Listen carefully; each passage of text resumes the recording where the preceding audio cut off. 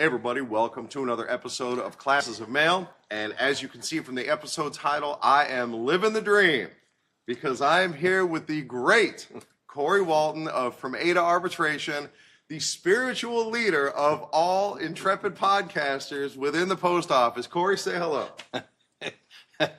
Hello, everybody. Dadgum. Oh yeah, man, I get right started. I ain't gonna waste this opportunity. So Corey is the host of the From A to Arbitration podcast, and we are here at the NALC convention in Boston. And Corey and the CLC is proof positive that people listen to podcasts, and they don't just listen, they hear the message. You know, it's a lot different from when a union president sends out a newsletter to his branch and most of the people just throw it in the trash. You know, in this case, when somebody downloads your podcast, they're engaged with it for sometimes for 3 hours. And shit, I think you've even had some longer than that. And to have that relationship with your listeners, that's valuable. So tell me a little bit about how the podcast itself started. Well, I had a couple of individuals reach out asking if I would do something like this because the smaller regions, smaller branches weren't getting any education. And as an advocate, when you see that, when you get case files not quite prepared, right, you know, for arbitration, it's concerning. Yep. And so they had reached out about that. I had never done a podcast. I think I listened to one in my entire lifetime. Yeah. So I was kind of hesitant, you know. Right. I had no podcast equipment. Didn't know what to do, and so I started thinking about it, and I was like, you know what? I've had a lot of help along my way. Right. When I first became a shop steward with, you know, Lou Drast and Pete Moss, my business agents helping me out, different people reaching out to help out, had learned a lot. Mm-hmm. Obviously, I don't know everything, but have learned a lot, and I was like, you know what? Kind of be selfish of me to say I know all this. I'm going to keep it to myself. And so, yeah, I started the podcast to reach those, you know, those individuals that may never be able to go to training. Their branches probably can't afford training, can't afford to send them to training, whether regional, national, whatever. And so I was like, yeah, I'll do that. And then, obviously, it's kind of taken off a little bit. Indeed it has. So that shares an overlap with why I started my own podcast, where I saw this lack of training, this lack of follow-up training, and this lack of giving a shit by people who are supposed to be doing the training. Right. You know, there's this attitude, I get my branch, that if you don't come to the meetings, then tough shit. You get what you get. Right. But not everybody can come to the meetings. Exactly. And there's practical, it's not just apathy. People don't have the car, they don't have the gas, they don't have the time. If you got kids at home, a family, stuff you got to take care of, you can't always go to that. And so you're bringing the education to the people who need it. And it's working. It's fantastic. You know, it's helped at every level of the union, and you're doing a great job, Corey. Well, you are as well. You know, like I said, when I started out, just like you said, you got that, I think I've said this before, you have that single mother. Right. Got 3 kids. Yeah. I have to make sure she's at home when they get off the school bus. She's got to make sure that they're doing their homework, they're, you know, preparing the meals for them, and how are they going to go to a union meeting? That's exactly right. You know? And they deserve to be represented and informed just as much as anybody else. Yeah, and they're still a part of this union. That's why I think our union is failing, is that every member should be educated. If they can't come, what are we doing to make sure that we're coming to them? Nailed it. And so this podcast is kind of coming to them. You know, they're able to do this in their living room. Maybe while their kids are doing homework, she can listen. Or, you know, if it's the same issue with a man, you know, and that's the reason we need more. Like yours is completely educational. Mine is kind of, you know, the first 40 episodes, yeah. I've listened back, because when I first started listening, I wasn't really a steward. And so I listened, and it was interesting. And I think there's a lot of people like that who just find it interesting. And you make it interesting because of your passion. Right. But now that I've been a steward for a while, I went back and re-listened to the first 40 episodes, and I learned so much. Wasn't too bad back then, was No, it? I mean, it ain't too bad now either. Because look, you're still the voice that this union needs, which is why there's been this movement around it. You're not the only one feeling this frustration. Right. You know, I feel this frustration even down at my branch level, where I run into some of the same problems that you have. We have currently union president who's not a fighter. Yeah.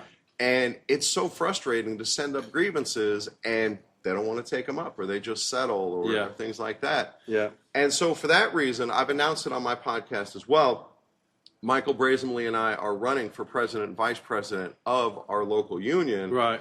And dude, it's great to talk to you and to get your feedback on that. Yeah. Well, I couldn't think of anybody better. I'm going to have you on my podcast, right? You're damn right you are. Endorsing you as well. And because we need more like you. Thanks. That's where our union has kind of faltered, is this good old boy system. 100%. This is how it used to be. You know, we'll fight this, may not fight that. I want somebody that's, when it's time to fight, motherfuckers going to get up and fight. You're damn right. And so, you know, and I think that you saw that yesterday, Alan, with the movement out there. And hearing how educated the people were in that Absolutely.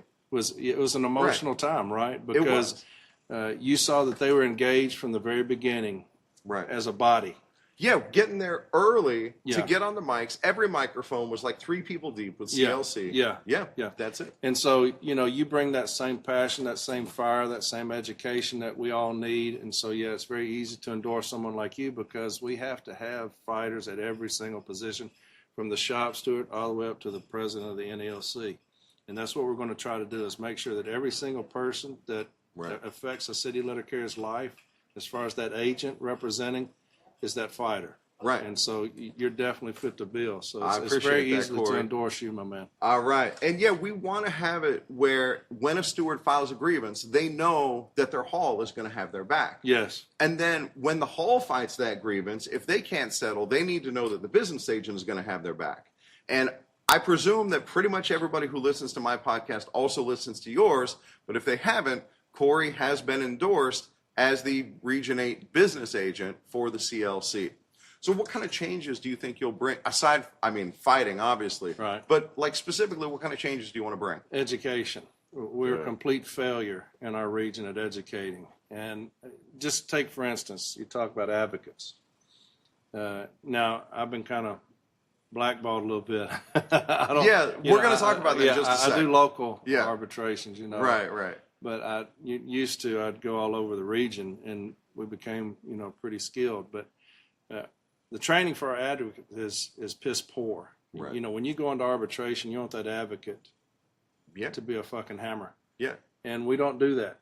And I don't understand why. Like, you have arbitrators on panels. What kind of training are we doing saying, get together, we're going to break down each arbitrator. What are their pros? What are their cons?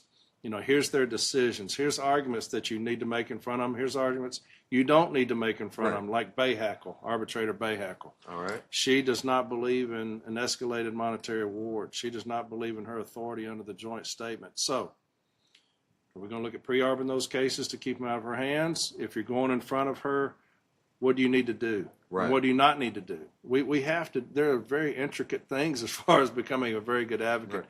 And we do a piss poor job in this region as far as that. Making sure that you're out in the field. Knowing the people need to know who you are, need to see your face. And the only time I've seen the business agent in Region 1 was when she was campaigning. Right. That's it. Yeah. I think that the business agent needs to be more than just a title. You know, it has to be that person that, here's the fighter right here. Right. You know, the motherfuckers we say. Can I say that on your podcast? 100% you okay. can. All right. Yeah, and we're here going motherfucker. Yes. We did yesterday, Yes, we did, and we're going to motherfucker again on Wednesday. But to me, it starts with education. It starts with education, because if you're educated, you make my job as a business agent easier. 100%. And the grievances are better. And so, you know, it starts with that. So I would say that the main thing when I'm business agent is protecting the carriers in my region, making sure that they understand that I'm here for them, that we're going to fight for them. And if your steward's not, I will put somebody in there that does. And kind of like that no man left behind mentality. Right. I will have people educated and going in as outside stewards to take care of issues if you're not getting it done. So, yeah, that's where we'd start. That education, obviously it's what I focus on here. Right. And it's so important because it's an investment. Yeah. And it pays off. Like, what's the downside in getting people educated and getting them coached up? At my own station, I do our morning stand-up talks, and I've started a new podcast called The Postal Stand-Up. It's just equivalent to my 5-minute stand-up talks in the morning. And the idea is just to get everybody coached up. And I tell my carriers, look, as your steward, I'm lazy. And Right. I don't want to file grievances if I don't have to. And I'd much rather get you educated and short circuit that whole process so that you never get called into the manager's office. You know, if this is what we're getting disciplined for, all right, then here's how we're going to deal with it. And it's just education. And that makes it easier every step of the way down the line. Yeah. Yep. Yeah, that investment is critical. All right, so to get back to your position with Region 8, you've been endorsed by James Henry. I was proud to be at that meeting in Las Vegas where they voted on you. Yeah. And I said I voted for Thank it. you. But not that you needed it. It was pretty unanimous. It was completely unanimous. Well, that's but good. Yeah, it was still good to be a part of that. And so obviously James Henry has your endorsement as well. Yeah. Tell me what you like about Mr. Henry. Integrity.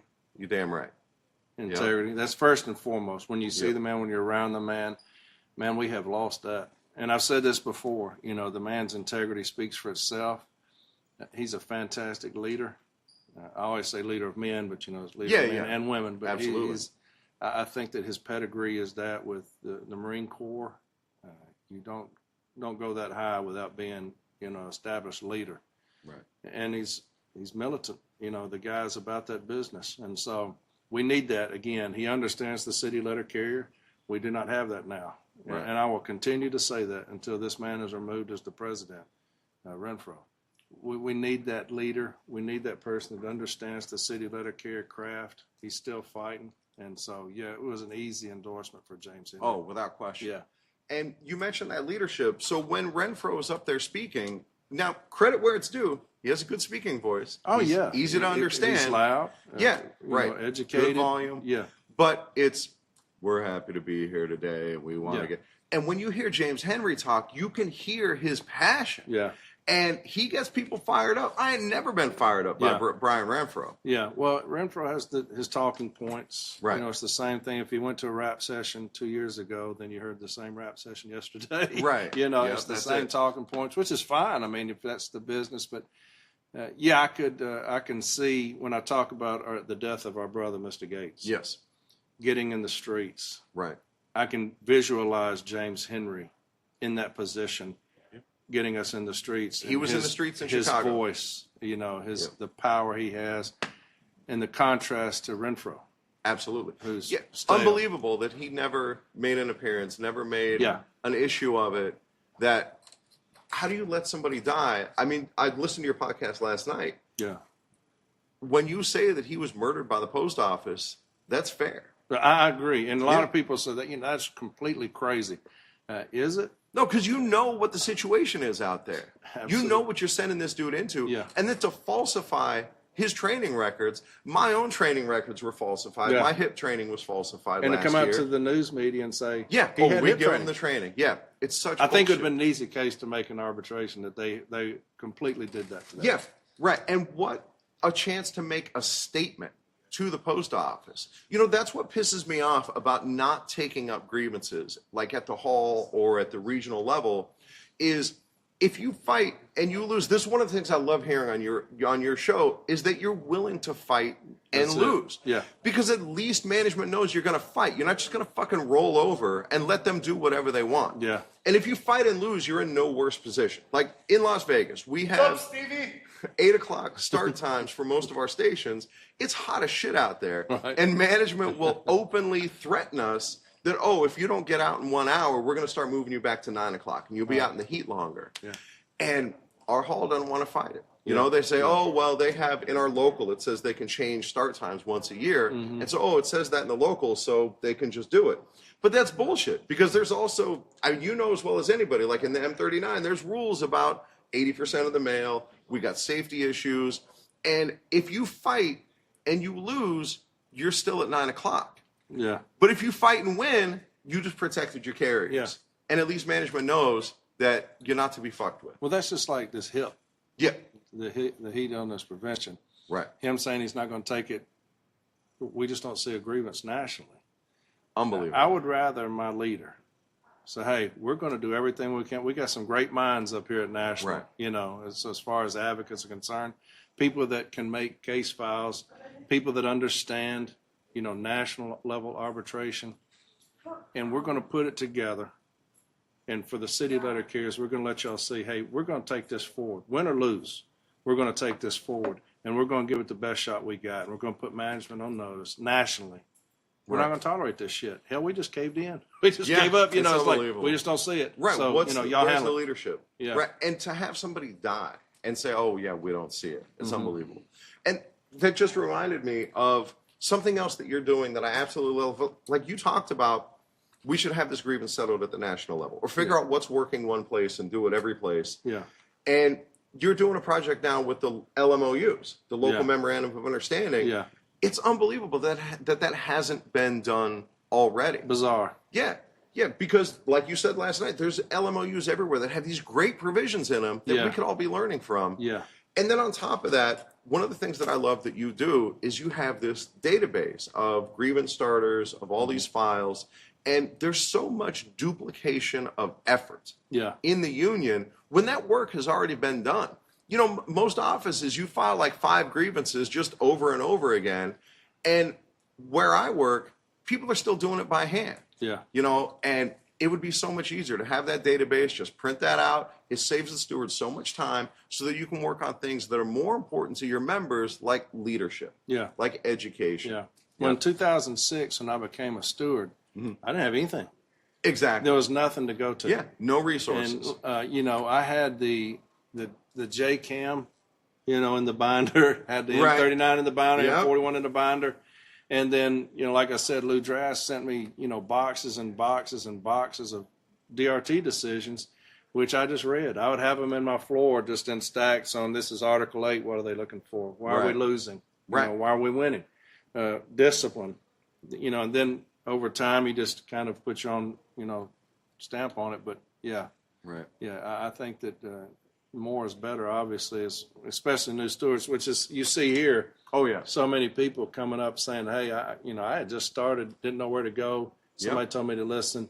Right. Now I've filed 1,000 grievances last year. So, that's, it's encouraging. It is. In my own branch, I am a new steward. And a year ago or so, when I started filing grievances and getting involved, I go down for training, and they hand me the J-Cam, say, here, read it. Now, from my podcast, I did read it. I read that motherfucker all the way through. And the M39. And I just finished the ELM, which was a motherfucker. That thing. And it sounds daunting. But when you realize Article 8, Article 16, get into Article 41. There's some good things in there. But most of the things you're going to deal with, Article 8, your overtime issues. Discipline, 16. If I'm get the JCAM, Article 16, I'm getting that and reading it front to back until I can memorize that thing. And then you will have those things, and I think this is where the business agent's office needs to come in more. You'll have those things like, COP, continuation of pay, FMLA. We're having some FMLA issues, a lot to that. OWCP issues, a lot to that. Your business agent can have those people that are well-versed in that. They can say, hey, give us a call. We're going to take care of all those things. But, because when you get the JCAM, it is daunting. You're looking at uniforms. You're going through this whole thing like, oh, shit. When I went through it, I found there's a section on parking.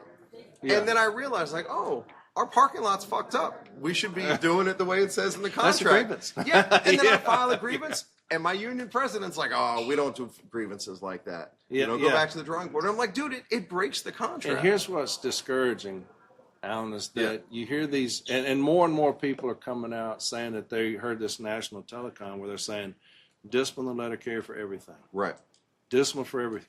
They're pieces of shit. They're stealing from us. That was the telecom. And since I came out and said that on one of my episodes, more and more people are saying that, that they aware of this telecom where they're saying, discipline the letter carrier for everything.